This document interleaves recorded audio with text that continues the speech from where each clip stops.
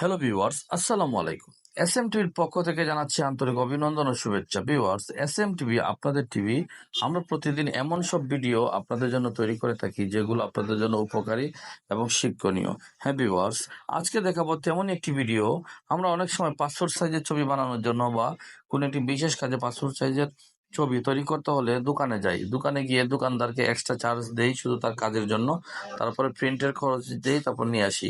তারপরে দেখা যাচ্ছে ওই ছবিটা আমার প্রিন্টের কোনো দরকার ছিল না, অনলাইনে আমি এই ছবিটা পাঠিয়ে দিলে কাজটা হয়ে যাচ্ছে। তাহলে আমি যে কম্পিউটার দোকানে গেলাম, প্রিন্টের ছবি বের করলাম, পর টাকা দিলাম, সেই টাকাগুলো চলে গেল।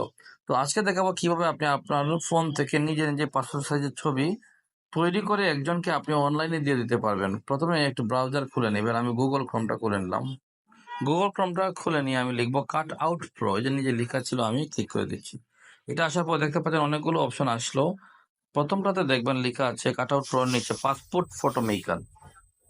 এই পাসপোর্ট ফটো মেকারে ক্লিক করে দিবেন। আপলোড ইমেজে ক্লিক করবেন।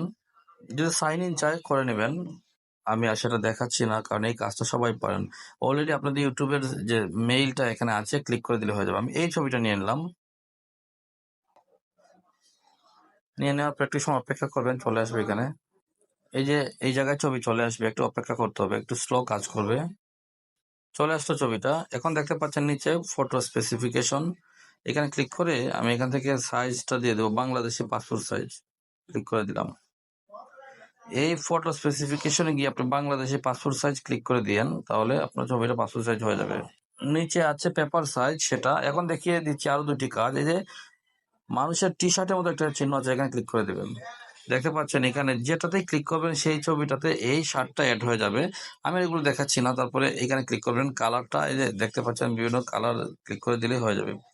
তো আশা করি ভিডিওটি ভালো লেগেছে। ভালো লেগে থাকলে লাইক, কমেন্ট এবং শেয়ার দিবেন। এবং এই যে কালারটা চেঞ্জ করার পরে আপনি ডান দিবেন। তারপরে এই যে কন্টিনিউ ক্লিক, ডাউনলোড এইচডি একটা কথা আছে, এখানে ক্লিক করে দিবেন। ওটা আপনার ছবি ডাউনলোড হয়ে গ্যালারিতে চলে আসবে। এই যে, তো ভিউয়ার্স, আশা করি ভিডিওটি ভালো লেগেছে। ভালো লেগে থাকলে লাইক, কমেন্ট এবং শেয়ার দিবেন।